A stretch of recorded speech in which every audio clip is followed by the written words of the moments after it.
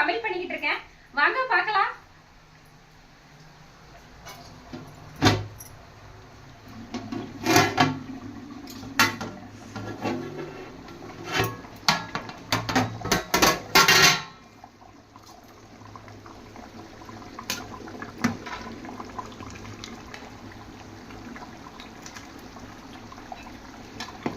இன்னைக்கு வெஜ் புலாவ் பண்ண போறேன்.